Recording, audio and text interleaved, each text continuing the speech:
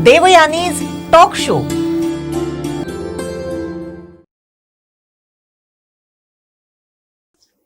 नमस्कार, मी देवयानी वरसकर. कोकणचं महाचॅनल सिंधुदुर्ग लाईव्ह अंतर्गत कोकणची मानसी या फोरम अंतर्गत नवरात्रीच्या निमित्ताने आपण घेत आहोत स्त्रियांचे हक्क आणि अंमलबजावणी हा एक विशेष कार्यक्रम. या कार्यक्रमासाठी आपल्या बरोबर आहेत ऍडव्होकेट हर्षा चौकेकर. चौकेकर मॅडम, आपलं स्वागत आहे. नमस्कार. गेले 6 दिवस आपण वेगवेगळ्या स्त्रियांच्या हक्क आणि कायद्यांसंदर्भात चर्चा करत आहोत. आज असाच एक परंतु महत्वाच्या एका कायद्यासंदर्भात आपल्याला मॅडम माहिती देणार आहेत आणि तो आहे विवाह विच्छेदन कायद्याची गरज का पडते. विवाह विच्छेदन म्हणजे घटस्फोट आणि या संदर्भामध्ये समाजामध्ये आता फारच मोठी हलचल माजलेली आहे. एकूणच हा कायदा काय आहे, महिलांना कशा पद्धतीने या कायद्यानुसार रिलीफ मिळू शकतो किंवा त्याचे फायदे तोटे काय आहेत, या संदर्भात आज ऍडव्होकेट हर्षा चौकेकर आपल्याला माहिती देणार आहेत.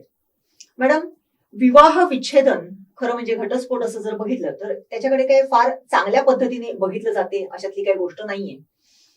परंतु कायद्यातील तरतुदी आणि आता जर बघितलं तर म्हणजे ग्रामीण भागापेक्षा शहरी भागामध्ये सर्रास जो काही महिला वर्ग आहे त्याच्यामध्ये या कायद्यासंदर्भामध्ये बऱ्याच जनजागृती किंवा जास्तीच प्रबोधन झाल्यासारखं दिसून येते. काय सांगाल शहरी भागातल्या या कायद्यासंदर्भात, कसा आहे कायदा आणि काय त्याचे फायदे तोटे आहेत? ज्या वेळेला आपण आता महिलांच्या कायद्यांचा विचार करतोय त्यावेळेला पहिला प्रश्न येतो की महिलांसाठी जे पण कायदे करण्यात आलेत आतापर्यंत त्याच्या मागे काही ना काही कारण आहे. म्हणजे ती स्त्री अगदी लहान मुलगी असल्यापासून जर तिची प्रौढावस्थेमध्ये जाते त्या दरम्यान तिच्या जीवनात येणारे ते टप्पे, त्याच्यातला एक टप्पा म्हणजे विवाह. आता विवाह जो आहे तो कोणीही म्हणजे विच्छेदन व्हावा म्हणून करत नाही. सगळ्यांचं एक विवाहाबद्दल एक स्वप्न असतं, एक जबाबदाऱ्या असतात, एक कर्तव्य असतं. त्या पद्धतीने तो विवाह सर्वांच्या सहमतीने होतो आणि ज्या वेळेला त्या स्त्रीला काही अशा घटनांचा किंवा अशा अत्याचारांचा सामना करावा लागतो जे तिच्या सहन करण्याच्या पलीकडचे आहे. कारण कसं काय आहे की एका वेळेला आपण ती मर्यादा तिथपर्यंत सांभाळू शकू जोपर्यंत आपली सहनशक्ती आहे, पण जर का जीवावर बितत असेल, त्या स्त्रीचं जगणं मुश्किल होत असेल तर त्या स्त्रीला कुठेतरी पाऊल उचलणं महत्वाचं आहे. आणि एक स्त्री जी आहे ती घराचं म्हणजे संपूर्ण वातावरण चांगलं ठेवण्याला म्हणा किंवा वाईट ठेवण्याला म्हणा, तिचा एक स्वभाव किंवा तिच्यावरती जे तिची मानसिकता आहे ती कारणीभूत ठरत असते. जेव्हा हा विवाह होत असतो त्यावेळेला सर्व संमतीने सर्व याच्याने तो विवाह केला जातो, सगळ्या शब्दा अनाशब्दा घेऊन तो विवाह केला जातो. परंतु जेव्हा त्याच्यामध्ये काही अडचणी यायला लागतात, काही मतभेद व्हावे लागतात किंवा काही अपेक्षा वाढत जातात त्यावेळेला भांडणे सुरू होतात. आणि भांडणे सुरू झाल्यानंतर असा प्रसंग येतो की आता आमचं पटत नाही, आता मी ह्यांच्याबरोबर जगू शकत नाही, आता मला एक तर वेगळं तरी व्हायला पाहिजे, नाही तर मग मी जीव देईन, म्हणजे इथपर्यंत तो प्रसंग झालेला असतो. त्या दरम्यान घरातले जे वरिष्ठ मंडळी असतील, पंचायत मधली जी वरिष्ठ मंडळी असतील, समाजातली जी वरिष्ठ मंडळी, ती आपापल्या पद्धतीने समजवण्याचा प्रयत्न करतात. परंतु ज्या वेळेला ही पद्धत जेव्हा ती त्याच्या पलीकडे जाते की आता कोणाच्या समजवण्याने समजत नाहीये ही अवस्था, त्यावेळेला कुटुंबाने किंवा त्या व्यक्तीने त्या स्त्रीने न्यायाचा दरवाजा हे करायला लागतो. आणि मग याच्यामध्ये जाताना तिला विवाह विच्छेदन करण्याची गरज फक्त स्वतःच्या म्हणजे जीवावरती जे आलेला प्रसंग आहे त्याच्यातून बाहेर येण्यासाठी पडत असते. आणि म्हणून हा कायदा आलेला आहे. त्या दरम्यान आपण जाणून घेऊयाच की कशा पद्धतीचे त्याच्यामध्ये आपण करता येईल आपल्याला. नक्कीच. आता आपण सांगितलं की का ही पाळी येते एखाद्या महिलेवरती, की घटस्फोटापर्यंतची का पाळी येते, विवाह विच्छेदनाची का पाळी येते. खरं तर आपण म्हटलं तसं की कुठलीच महिला स्वेच्छेने किंवा फार आनंदाने या ह्याच्यासाठी तयार असते अशातली काही गोष्ट नाहीये. परंतु एकूणच जर बघितलं तर विवाह विच्छेदन कायदा म्हणजे काय, काय माहिती द्याल या संदर्भामध्ये, काय असते नक्की? विवाह विच्छेदन कायद्यामध्ये एक फॅक्ट्स बघितले जातात की तुम्हाला विवाह विच्छेदन का करायचंय. कारण त्याच्यासाठी तुमच्याकडे जेव्हा सबळ फॅक्ट्स असतील तरच त्याच्यावरती कोर्टाकडे सुद्धा न्याय मिळतो. म्हणजे कोर्टाच्या जेव्हा हिंदू मॅरेज ऍक्ट प्रमाणे काही त्यांनी एक हे दिलेली आहे, त्याची व्याख्या दिलेली आहे. जर त्या ती जी व्यक्ती आहे, जी स्त्री आहे, तिला तिच्यावरती जर क्रूरता क्रूरता होत असेल तिच्याबरोबर, म्हणजे तिला जे जगणं मुश्किल होत आहे त्याचं शारीरिक, मानसिक, भावनिक, शाब्दिक, आर्थिक अशा पद्धतीचे तिच्याबरोबर त्रास होत आहे. त्याचप्रमाणे तिच्या नवऱ्याने परित्याग केलेला आहे, तो घर सोडून गेलेला आहे, त्याने संन्यास घेतलेला आहे, तो 7 वर्षापासून बेपत्ता आहे. अशा वेळेला तिने म्हणजे किती दिवस त्याची वाट बघायची, आधार घ्यायचा, किंवा तो नपुसकत असेल किंवा त्याच्यामध्ये त्याने तिचा सांभाळ करण्याच्या याच्यात नसेल, तो त्या पात्रतेचा नसेल, व्यसनी असेल, किंवा त्याला काही आजार झाला असेल की जो बरा होण्यासारखा नाहीये, अशा याच्यामध्ये म्हणजे आपण एक जे न्यायाला पटणारी जी कारण आहेत ती सांगते मी. किंवा 1997 नंतर आलं की जर दुसरी पत्नी असेल, जर त्या लोकांमध्ये काही संबंध नसतील, 1 वर्षापर्यंत त्यांनी तिचं जर भरणपोषण केलेलं नसेल, तो तिची काळजी घेत नसेल, तर अशा सगळ्या कारणांच्या याच्यावरती ती न्यायालयामध्ये दाद मागू शकते. त्याच्याऐवजी ती विच्छेदनासाठी अर्ज करू शकते. बरोबर. हे सांगितलं की विच्छेदनासाठी कशा पद्धतीने ती अर्ज करू शकते. परंतु एखाद्या स्त्रीवरती दुर्दैवाने जर अशी पाळी आली की बाबा म्हणजे अगदी तिच्या सगळ्याच भावनांचा आणि ह्याचा जर कडेलोट झाला आणि दुर्दैवाने अशी एखाद्या महिलेवरती जर पाळी आली, तर तिने काय करायला पाहिजे, काय प्रथम करायला पाहिजे जेणेकरून ती या गोष्टीला सामोरी जाईल? सुरुवात तर अशी झालेली असते की काहीतरी प्रसंग ओढावलेले असतात, त्या निमित्ताने तिने कुठेतरी दाद मागितलेली असते. मग ती बहुतेक पोलीस स्टेशनमध्ये पण जाते, ती एनसी करते, काही वेळेस FIR करते. जर तिच्यावरती गंभीर गुन्हा म्हणजे अपघात झाला असेल, तिच्याबरोबर मारहाण वगैरे झाली असेल तर FIR पण केला जातो, एनसी नोंदवली जाते. त्यानंतर तिला जेव्हा ते कोर्टामध्ये जायचं असतं, मग तिला डिसाईड करायचं असतं की आता तिला कुठल्या कोर्टामध्ये जायला पाहिजे. कारण काय, ते फार महत्वाचं आहे की बाबा आज फॅमिली कोर्टचे हे कोर्ट वेगळे असतात, इतर कोर्ट वेगळे असतात. मग ह्या वेळेला तिने कुठे जायला पाहिजे, तर ती स्त्री जिथे किंवा ते दोघं जण जिथे एकत्र राहत होते शेवटी त्या ज्युरिडिक्शन मध्ये जे आहे कोर्ट आहे, फॅमिली कोर्ट आहे, जसं सत्र न्यायालय पण मध्ये जाता येतं, तिथे तिने जाऊन तो अर्ज केला पाहिजे. आणि त्याच्यामध्ये तिने रीतसर म्हणजे त्या एखाद्या ती जर स्त्री आहे, अबला आहे, कारण स्त्रीला बऱ्यापैकी कायद्याने दिलेली आहे, सवलत दिलेली आहे. म्हणजे तुम्हाला कोर्टाकडून जाण्यासाठी जसं मी सांगितलं, प्रोटेक्शन ऑफिसर असतात, त्यांच्याकडे तुम्ही जायचं असतं, ते तुमचा अर्ज लिहून घेतात, तक्रार लिहून घेतात आणि तुम्हाला न्यायालयापर्यंत घेऊन जातात, तुमची केस देखील दाखल करून देतात आणि कायदेशीर तुम्हाला मदत कशी होईल त्यांची ह्यासाठी ते प्रयत्न करतात. म्हणजे जर स्त्री असेल तर तिला जरुरी नाही की तिच्याजवळ पैसे पाहिजे, तिला वकील नाही मिळत आहे. मग ह्याच्यामध्ये कोर्टामध्ये लिगल एड्स खाली काही वकील कार्यरत असतात अशा महिलांसाठी. मग त्याच्यासाठी ते तिथे गेल्यानंतर एक पेटिशन वगैरे फाईल लिहिलं जातं. त्याच्यामध्ये तिचं म्हणणं आहे ते सगळं नोंद केलं जातं. त्यावेळेला त्याच्यावरती काही तिचे एनसी केलेल्या असतील, काही डॉक्युमेंट्स असतील, लग्नाचा पुरावा, हे सगळं त्याला जॉईन केलं जातं आणि त्या पद्धतीने ती केस दाखल केली जाते. म्हणजे हे पहिली ही स्टेप्स आहे. मग ह्याच्यामध्ये आपण कशा पद्धतीच्या वेगवेगळ्या घटस्फोटाच्या पद्धती आहे ते आपण नंतर पाहूच. बरोबर. एकूणच म्हणजे कशा पद्धतीने, समजा ती सक्षम असेल तर ठीक आहे, परंतु ती सक्षम नसेल आर्थिकदृष्ट्या अशा केस दाखल करण्यासाठी, तर तिला कायद्याच्या दृष्टीने सर्वतोपरी सहकार्य केलं जाते कोर्टाकडून सुद्धा आणि एकूणच अशा ज्या काही फोरम आहेत त्यांच्याकडून. परंतु हे करताना आता म्हणजे सुविधा आणि सवलती तिला ज्या काही देण्यात येतात ते आपण आता सांगितलं. जेव्हा अशा प्रकारचा जेव्हा म्हणजे घटस्फोटाचा जेव्हा विषय येतो तेव्हा मुळात आधी स्त्रीधनाचा प्रश्न पहिल्यांदा उपस्थित केला जातो की स्त्रीधन मग कोणाचं, तुझं आहे की माझं आहे. परंतु जेव्हा स्त्रीधनाचा म्हणजे तिला तिच्या माहेरून घातलेले दागिने किंवा तिला तिच्या माहेरून दिलेल्या ज्या काही चीज वस्तू असतील त्या व्यतिरिक्त तिला सासरहून सुद्धा काही दागिने किंवा काही वस्तू दिलेल्या असतात, तर या दोघांची फारकत किंवा या दोघांचा विचार कशा पद्धतीने केला जातो? कोर्टामध्ये जेव्हा केस जाते त्यावेळेला पहिला गोष्ट असते की आता आपण काही त्याचे घटक बघू किंवा काही प्रकार बघू की कशा पद्धतीचे, कारण त्याच्यावरती ते डिपेंड आहे की तिला ते स्त्रीधन कसं हे होणार आहे. पहिली गोष्ट तर असं आहे की स्त्रीधन हे स्त्रीचंच आहे, त्याला कोणी हात लावू नाही शकत. म्हणजे तिच्या लग्नात मिळालेले तिला दागिने असोत, तिला आलेला आहेर असू देत, काही कॅश मनी असू देत किंवा तिच्यासाठी काही गिफ्ट आलेलं असू दे, ते संपूर्णपणे तिचंच आहे. आणि तिला जर ती घर सोडून गेलेली आहे तर ती ते कोर्टामध्ये ती अप्लाय करू शकते, तिला ती मिळतं. म्हणजे तिच्या स्त्रीधनाला कोणी हात लावू शकत नाही, पहिली गोष्ट. दुसरी गोष्ट की जेव्हा ती न्यायालयात जाते तर जेव्हा हे तंटे होतात तर बऱ्याच वेळेला काय असतं की आपण म्हणतो की काही वरिष्ठ मंडळी पण समजवतात किंवा दोघांचा जर समझोता असेल की बाबा माझं तुझ्यावर पटत नाही, तुझंही माझ्यावर पटत नाही, तर आपण एक काम करूया, आपण दोघं जण म्युच्युअल कन्सर्टनी डिवोर्स घेऊया. कारण म्युच्युअल कन्सर्ट म्हणजे दोघांच्या सहमतीने घेतलेला डिवोर्स.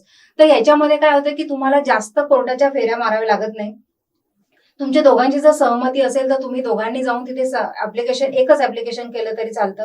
एक ऍप्लिकेशन केलं, दोघांच्या सह्या केल्या, कोर्टासमोर जर तुम्ही मंजुरी दिली की बाबा आम्ही, आणि त्याच्यामध्ये जे टर्म्स कंडिशन ठरले जातात त्याच्यासाठी जे समुपदेशनला जातात, जसं आधी जी प्रोसेस आहे की बाबा तुम्ही कोर्टामध्ये गेल्यानंतर तुम्हाला याच्यासाठी जायचंच आहे, काउन्सिलिंगसाठी जायचं, की तुमचे जे मधले जे काही देण्या घेण्याच्या पण गोष्टी आहे तुम्ही त्या आधीच ठरवून घ्यायच्या असतात म्युच्युअल कन्सर्ट मध्ये, की तुम्ही त्या आधी ठरवून घ्या बाहेर की तुम्हाला किती तुम्ही देणार आहात. एक तुम्ही लमसम अमाऊंट, एलिमनी म्हणतात त्याला, की बाबा एका पतीकडून पत्नीला दिली जाणारी एक ठराविक रक्कम, की बाबा आजपासून आपण डिवोर्स घेतोय, तुझा माझा याच्यापुढे काही संबंध नाही. मग याच्यामध्ये तुमच्या प्रॉपर्टीच्या काय वाटण्या असतील, की तुम्ही एक प्रॉपर्टी दोघांनी घेतली तर त्याचा कसं वाटप करायचा, किंवा जे पैसे आहेत त्याचं वाटप कसं करायचं, तुला काय हवं काय नको, हे दोघांच्या संमतीने ठरलं जातं.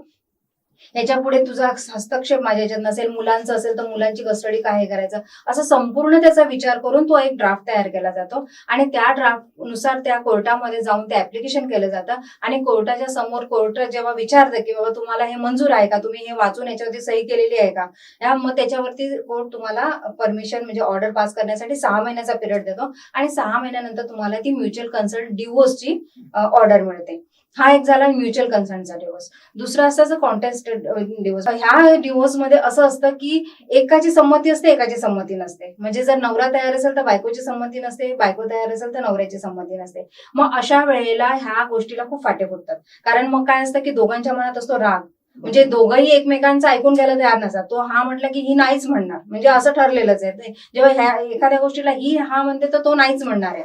म्हणजे अशा गोष्टींना तो डिवोर्स फाईल केला जातो. ह्याच्याबाबत समोरच्या पार्टीला जेव्हा नोटीस पाठवली जाते, दुसरा समोरचा देखील वकील करतो. मग दोघांचे ते पेपर तिथे सबमिट होतात. मग दोघांच्या सगळं ते पाहिलं जातं कोर्टासमोर. मग त्याचे दोघांचे आर्ग्युमेंट होतात, क्रॉस एक्झामिनेशन होते, सगळ्याची पडताळणी होते, त्या एव्हिडन्स बघितले जातात. आणि ज्या वेळेला तुम्हाला जर त्या कोर्टाला जेव्हा समजतं की कोणाची चुकी आहे काय आहे, त्या पद्धतीचं त्यांना त्याचं प्रावधान करून त्याच्यामध्ये डिवोर्सची ती प्रक्रिया केली जाते. मग ह्याच्यामध्ये असं होतं की ही प्रक्रिया थोडी लांबत जाते. मग म्हणजे मी तुम्हाला सांगेन की जसं आपण म्हणू नाही सांगू शकत की 1 वर्षात डिवोर्स होईल, 2 वर्षात होईल, सांगू नाही शकत किती वर्षात डिवोर्स, आणि तुम्ही कुठले कुठले एलिगेशन्स लावलेले आहेत एकामेकांना ते त्याच्यावरती डिपेंड आहे. तिसरा पार्ट आहे एक्स पार्टी डिवोर्स. तर एक्स पार्टी डिवोर्स मध्ये असं असतं की समजा एखादी महिला आहे, तिने तक्रार केली की मला असं असं माझ्या नवऱ्यापासून मला त्रास आहे, मी त्याच्याबरोबर एक दिवस सुद्धा राहू शकत नाही, तो दारू पितो, मला मारहाण करतो, जे असेल ते, तर त्याच्याबद्दल मला तुम्ही एक डिवोर्स साठी तिने फाईल केलं. सेम फायलिंग जी तुम्ही ह्यासाठी केली आहे. मग ह्याच्या जेव्हा केस ह्याच्याकडे जाते आणि जेव्हा महिलेची केस असते त्याची दखल फार लवकर घेतली जाते. तर ह्या दखलमध्ये घेतल्यानंतर समोरच्या पार्टीला समज जातो की बाबा तुम्ही कोर्टामध्ये हजर राहा.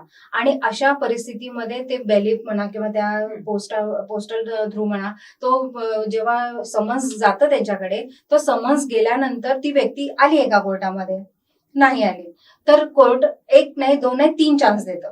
म्हणजे कोर्ट पूर्ण कोर्टाची प्रक्रिया अशी असते की ती पूर्ण सवलत तुम्हाला देते. शक्यतो अशी पण असते की तुम्हाला ते सॉल्व्ह करून देणार, नाहीतर तुम्हाला काय हवंय त्याच्यासाठी जी प्रोसेस आहे त्या प्रोसेसने कोर्ट जायलाच लागतं.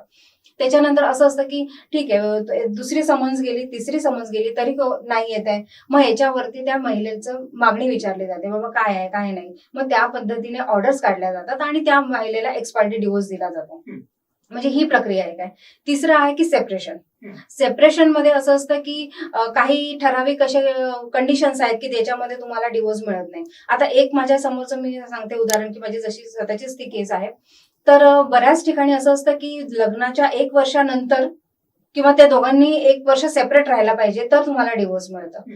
पण अशा पण म्हणजे ही एक कंडिशन आहे की एक लॉ मध्ये एक छोटासा लपलेला एक हे की तुम्ही 1 वर्षाच्या आत सुद्धा डिवोर्स फाईल करू शकता.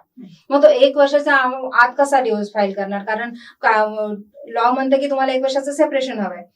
पण जर तुम्ही जे एलिगेशन्स केलेले आहेत ते जर तुम्हाला प्रूफ करता येत असतील आणि हिंदू मॅरेज ऍक्ट प्रमाणे कलम 14 ह्या अंतर्गत आपल्याला 1 वर्षाच्या आतमध्ये सुद्धा एक पेटिशन फाईल करायला लागतं. जे पेटिशन असतं ते फक्त कोर्टासमोर वकील हे करतात आणि वकिलाला तो जज ना तो हे करून द्यायला लागतं, म्हणजे त्यांना ते समजावावं लागतं की 1 वर्षाच्या आत डिवोर्स घेण्याची का गरज पडली.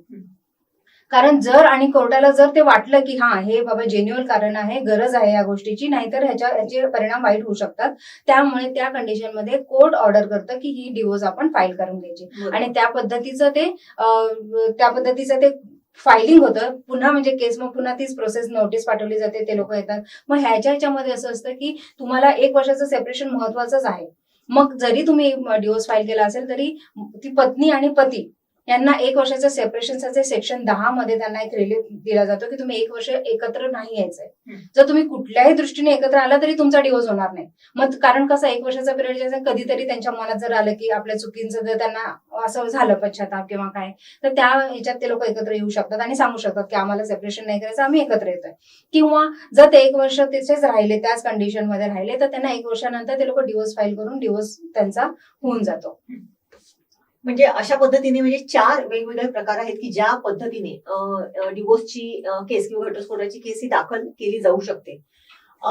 घटस्फोटाची केस जेव्हा दाखल केली जाते त्यावेळेस सगळ्यात महत्वाचा आणखीन एक महत्वाचा प्रश्न असतो तो म्हणजे मुलांच्या कस्टडीचा. काही वेळेस मुलं लहान असतात, 1 वर्ष ते 5 वर्षाच्या वयोगटातली असतात, कदाचित त्याच्यानंतर पुढे 5 वर्ष ते 14 वर्ष आणि त्याच्या पुढे 15 ते आणखीन पुढची म्हणजे ज्याला आपण 18 वर्षाच्या वरची म्हणजे मेजर म्हणून. अशा वेळेस लहान मुलांच्या कस्टडीपासूनचे अनेक प्रश्न उद्भवतात. म्हणजे जेवढा लळा आईला असतो तेवढाच लळा वडिलांना सुद्धा असतो. मग अशा वेळेस मुलांच्या कस्टडीसाठीचे काय प्रावधान कायद्यामध्ये सांगितलेलं आहे? मुलांच्या कस्टडीचं जेव्हा बघितलं जातं तेव्हा बघितलं जातं की ते मूल किती लहान आहे. जर ते 5 वर्षापर्यंतचं असेल तर त्याची कस्टडी आईलाच दिली जाते कुठल्याही परिस्थितीत, आणि त्याचं जे मेंटेनन्स आहे ते वडिलांकडनं घेतलं जातं, असं आहे. पण कसं आहे त्याच्यामध्ये पण असं बघितलं जातं की शेवटी कोर्ट काय बघतं की मुलाचं वेलफेअर काय, त्याचं शिक्षण म्हणा, त्याची जी वाढ म्हणा, त्याची जी पद्धत आहे, शाळा शिक्षण, त्याचं खाणं पिणं राहणीमान, जे त्याच्या वाढीसाठी उत्कृष्ट ठरेल, ज्याच्याकडे राहून, आईकडे किंवा वडिलांकडे, ज्याच्याकडे राहून ते उत्कृष्ट ठरेल, तर कोर्ट त्या पद्धतीने ऑर्डर करते की त्याच्याकडे त्यांनी राहावं. कारण आणि पण जसं बघायला गेलं तर कोर्टाचे आणि वडील हे त्याचे अधिकाराने म्हणजे पालन पोषण करताच आहेत कुठल्याही परिस्थितीमध्ये. पण मुलींच्या बाबतीमध्ये पण असं आहे की मुलींची कस्टडी आईला दिली जाते. जेव्हा त्या वयात यायला लागतात तेव्हा शक्यतो वडिलांकडे देत नाही, आईकडेच शक्यतो हे केली जाते त्यांची. 18 वर्षानंतर असं आहे की त्यांची परवानगी म्हणजे परमिशन, मुलांचं काय इच्छा आहे ते पण बघितलं जाते की बाबा आईकडे राहायचं की वडिलांकडे राहायचं ते. पण सुरुवातीला जर लहान मुलांचा पिरियड आपण बघत असलो तर सुरुवातीच्या पिरियडमध्ये त्यांचं भरण पोषण करणारी व्यवस्थित व्यक्ती कोण आहे, त्यांचं शिक्षण, त्यांचं खानपान, त्यांचं जे पण राहणीमान आहे, त्यांचं मुलाचं वेलफेअर बघून कोर्टाला डिसाईड करायला लागतं की मुलाची कस्टडी कोणाकडे जाणार. मात्र त्या पोटगी आणि मेंटेनन्सचा विषय असतो तो नवऱ्याला बायकोची द्यावीच लागते. कारण नवऱ्याचा तो अधिकार आहे की त्याला ती बायकोचं भरण पोषण करायचंच आहे. भले जर समजा एखाद्या कोर्टामध्ये तो आला आणि त्याच्याकडे पैसे नसतील, त्याच्या अंगावर धड कपडे नसतील, पण त्याच्या खिशात 10 रुपये आहेत, तर त्या 10 रुपयातले 5 रुपये तिला त्याने द्यायचीच आहे, भले त्याच्याकडे जी पण त्याची अवस्था असेल अशी. ह्याचप्रमाणे म्हणजे इतकंपर्यंत आहे की मुलाचा पण जो खर्च आहे त्याच्यासाठी सुद्धा पोटगी मागितली जाते. आणि जर आई जर सुशिक्षित असेल, नोकरी करणारी असेल, तर त्या पद्धतीचं त्याचं डिवायडेशन असतं. कारण शेवटी काय असतं की पोटगी द्यायची म्हणजे भरमसाठ मागितली आणि दिली असं नाही होत. शेवटी त्या पुरुषाचं सुद्धा ते बघितलं जातं स्टेटस, की तो काय कमवतो, किती त्याचा भत्ता जातो किंवा त्याच्यावरती डिपेंडंट किती लोक आहेत, हे सगळं बघून मग त्याच्यातला जो एक अंश आहे त्या याच्याने तिला ते पोटगीचे पण त्याच्यामध्ये आहे आणि मुलांचं मेंटेनन्स साठी सुद्धा दिला जातं. मॅडम, हा जो विवाह विच्छेदन कायदा जो आहे, ऍक्च्युली जेव्हा घटस्फोट किंवा 498 हा जेव्हा कायदा म्हणजे कुटुंब किंवा काय म्हणायचं त्याला, हा कायदा जेव्हा अस्तित्वात आला त्यावेळेस पहिल्यांदा तो कायदा जो होता तो नॉन बेलेबल होता. म्हणजे जेव्हा एखाद्या महिलेने आपल्या पतीवरती हा जेव्हा 498 ची केस घातली की पहिल्यांदा त्याला आधी पोलिसांकडून अटक केली जायची. त्याच्यानंतर जेव्हा कालांतराने त्याचे जेव्हा विशेष असे म्हणजे हे बघितले गेले, काही महिलांचे काही सेल्फ म्हणजे काही केंद्रित होऊन कुठल्या तरी एखाद्या रोषाला किंवा स्वतःचा इगो हर्ट झाल्यामुळे काही महिलांनी केलेले काही प्रकार याच्याकडे जेव्हा बघितलं गेलं त्यावेळेस त्याच्यामध्ये थोडासा बदल केला आणि तो नॉन बेलेबल करण्यात आला. सगळ्यात पहिल्यांदा आधी चौकशी करायला लागले की बाबा हे खरं असं घडलेलं आहे का, किंवा एखाद्या पुरुषाची सुद्धा हॅरेसमेंट करण्यासाठी एखादी स्त्री अशा पद्धती अवलंबायला लागली, हे जेव्हा न्यायालयासमोर आलं त्यावेळेस हे काही बदल या कायद्यामध्ये केले गेले. मग इतर जसं आपण होरे म्हणतो, आहेरे म्हणतो, तसं नाहीरे सुद्धा आहे. आणि जेव्हा ही अशी एक वेगळी म्हणजे ज्याला क्रुकेड माइंडने केलेली किंवा हेतुपुरस्सर एखाद्या पतीला त्रास देण्यासाठी केलेली जर तरतूद असेल, तर त्याच्यामध्ये त्या महिलेला कशा पद्धतीने धरबंद घातला जातो? बऱ्याच अंशी असं असतं, म्हणजे जसं आपण म्हणतो की जसा कायदा आहे, जसे त्याचे फायदे आहेत तसे त्याचा म्हणजे फायदा घेणारी म्हणजे आणि त्याचा गैरफायदा घेणारी पण लोक आहेत. म्हणजे जिथे खरंच गरज आहे तिथली महिला कधी येत नाही चौकटीच्या बाहेर, कारण ती समाजाला घाबरते, घराला घाबरते, कशी जाऊ काय नाही हा तिच्यासमोर मोठा प्रश्न असतो. कारण ती एका संसारात तिला रमायचं असतं, पण ते काही कंडिशनमुळे ती नाही करू शकत. त्यावेळेला तिला नाईलाजाने यावं लागतं. पण बऱ्याच ठिकाणी असं बघितलं जातात, आम्ही जेव्हा प्रॅक्टिस करतो तेव्हा बऱ्याच वेळेला असं बघण्यात येतं की 10 पैकी 7 कायदे किंवा 7 घटना अशा असतात की त्या खोट्या करून हे केलेल्या असतात. शेवटी काय असतं की शिक्षित आहे स्त्री, शिकलेली आहे, तिला सगळं समजतंय, ती स्वतःच्या पायावर उभी आहे, पण तिला काही घटनांमुळे तिला यावं लागलं तर तिने कायद्याचा उपयोग करायचा सोडून ती गैरउपयोग करते आणि कोर्टामध्ये त्या नवऱ्याला खेचते. मग जेव्हा ते नवऱ्याला खेचल्यानंतर नवऱ्याची अवस्था म्हणजे मला कधी कधी खरोखर म्हणजे आज आपण बायकांचं म्हणतोय पण नवऱ्यांची अवस्था खूप वाईट झालेली असते बऱ्याच वेळेला, कारण हे इतके सारे महिलांना अधिकार आपण दिलेले आहेत. मग महिलांनी त्याला कवच म्हणून त्याचा वापर करायचा की त्याचा तलवार बनवायची का त्याचा ढाल बनवायची हे आपल्यावर डिपेंड आहे. मग त्याची जेव्हा महिला तलवार करतात तेव्हा ते समोरच्याला वार होतात. मग जेव्हा ह्या वारांमध्ये असं होतं की जेव्हा तुम्ही कोर्टासमोर जाता तर कोर्टासमोर जेव्हा तुम्हाला फॅक्ट्स दाखवले जातात किंवा फॅक्ट्स आल्यानंतर एव्हिडन्स दाखवले जातात, तुम्हाला आर्ग्युमेंट केली जाते, तुम्हाला ते फॅक्ट्स कोर्टाला समजवले जातात, त्यांना पटवून दिले जातात आणि कोर्ट एवढं अलर्ट असतं त्यावेळेला की कोर्टाला समजून येतं की कुठलं खोटं आणि कुठलं हे आहे. मग अशा पद्धतीमध्ये ते तुम्हाला तर म्हणजे तुम्ही ज्या गोष्टीसाठी ती तर गोष्ट साध्य होतच नाही, पण शेवटी मग फेवर केला जातो. तर फेवर म्हणजे असं म्हटलं जातं की खऱ्याची बाजू घेतली जाते आणि मग अशा वेळेला ती केस फसगत झाल्यासारखी होती. तुम्हाला जे हवंय ते तुम्ही केलंच नाही, त्याच्यासाठी तुमची एवढी एनर्जीज गेली, एवढा पैसा गेला, तुम्हाला आणखीन जे तुम्हाला गोष्टी तुम्ही चांगल्या कामासाठी लावल्या असत्या तर त्याचं आज खूप मोठं फळ आलं असतं समोर. मग ह्या खोट्या गोष्टी करून काही फायदा नसतो. जे खरं आहे त्या खऱ्यासाठी तुम्हाला सवलती दिलेल्या आहेत त्या तुम्ही करायच्या. जसं तुम्ही सांगितलं 498 ते जे 7 वर्षापर्यंतच्या महिलांवरती जो अन्याय होत असेल त्या करू शकतात. मग त्यांनी जो केला तर त्यांच्यासाठी ते प्रत्येक कायद्यामध्ये इमिजिएट ऍक्शन महिलांसाठी ठेवलेली आहे, तर त्याचा महिलांनी जास्तीत जास्त उपयोग करावा. त्या कवचाची त्यांनी तलवार करू नये, तिला एक आपलं कवच कुंडल असं करून त्या कायद्याचं म्हणजे मान ठेवावा त्याचा आणि त्याचं प्रोटेक्शन घ्यावं असं मला वाटतं. नक्कीच फार चांगलं सांगितलेलं आहे. कारण आता सध्याच जर जग बघितलं, जरी आपलं आपण जसं म्हणाला तसं की महिलांना प्रोटेक्शन देण्यासाठीचे हे कायदे आहेत, परंतु महिलांना प्रोटेक्शन देता देता त्याचा वापर त्यांनी किंवा त्याचा गैरवापर करून आपला माणूस आहे म्हणून किंवा आपला नवरा आहे किंवा इतर गोष्टींमुळे समाजाला त्यापासून त्रास होणार नाही अशा पद्धतीने त्याचं आपल्या स्वतःच्या उन्नतीसाठी किंवा आपल्या स्वतःच्या चांगलेपणासाठी त्याचा वापर करून घेणं अत्यंत आवश्यक आहे. एकूणच हा विवाह विच्छेदन कायद्यासंदर्भात आज आपण सांगितलं. जाता जाता या संदर्भामध्ये काय सांगाल या आपल्या सिंधुदुर्ग जिल्ह्याच्या महिलांना? असं सांगेन की कोणालाही वाटत नाही की आपला जो विवाह आहे तो कुठेतरी संपुष्टात यावा. त्यासाठी शेवटी काय असतं की कुठे नाही कुठे तडजोड, कुठे नाही कुठे ती समजून घेण्याची परिस्थिती त्या स्त्रियांनी देखील आणि त्या पुरुषांनी त्या कुटुंबाने देखील, की जशी एक स्त्री आहे, आपण एका वृक्षाचंच घेऊया ना, की एखादं वृक्ष जेव्हा आपण एखाद्या जमिनीपासून काढून दुसऱ्या जमिनीत लावतो तर ते रुजायला ते पुन्हा मुळं धरायला त्याला वेळ लागतो. मग जेव्हा ही स्त्री सुद्धा जेव्हा ती एखाद्या कुटुंबातून येते त्यावेळेला तिचं एका रात्रीत तिचं जग बदललेलं असतं. म्हणजे मी तर म्हणेन की बाळणपण हे दुसरा जन्म नसून लग्न हे दुसरा जन्म आहे. कारण तिला कसं घर मिळतंय, त्याच्यात ती जुळवून घेते नाही घेते, तिलाच लोक जुळवून घेतात नाही घेते. मग तिचं टूथपेस्ट पासून संपूर्ण म्हणजे अगदी खानपान, रीतिरिवाज, परंपरा सगळ्या बदललेल्या असतात. ह्याच्यातून ती कुठेतरी बावरणार, ती कुठेतरी स्वतःला अनकम्फर्टेबल तिला वाटेल, सिक्युरिटी तिला वाटली पाहिजे.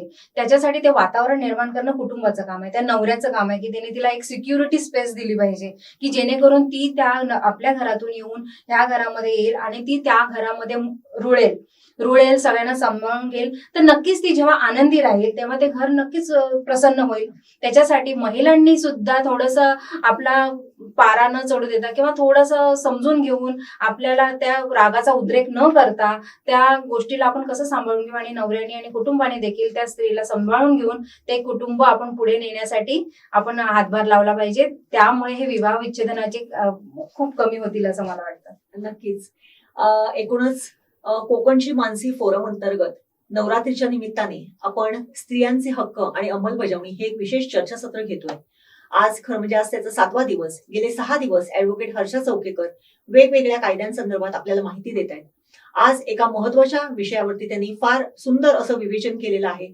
विवाह विच्छेदन कायदा आणि त्याचे फायदे आणि तोटे कशा पद्धतीने आहेत आणि त्याचा कशा पद्धतीने एखाद्या महिलेने सुद्धा वापर करायचा की गैरवापर करायचा किंवा गैरवापर करू नये याच्यासाठी काय करायला पाहिजे याचं अत्यंत साध्या सोप्या शब्दात आणि अत्यंत कमी कालावधीत. खरं तर हा कायदा सांगायचा तर एक अख्खा दिवस चर्चासत्र घेतलं तरी ते पुरेसं होणार नाहीये, परंतु अत्यंत थोडक्या कालावधीमध्ये त्यांनी या कायद्यासंदर्भामध्ये सुंदर असं विवेचन केलेलं आहे. एकूणच कोकणचं महाचॅनल सिंधुदुर्ग लाईव्ह मध्ये आपण आलात आणि विवाह विच्छेदन कायद्यासंदर्भात अत्यंत सुंदर अशी माहिती दिली. त्याबद्दल कोकणच्या महाचॅनल सिंधुदुर्ग लाईव्ह तर्फे आपले धन्यवाद मॅडम. धन्यवाद.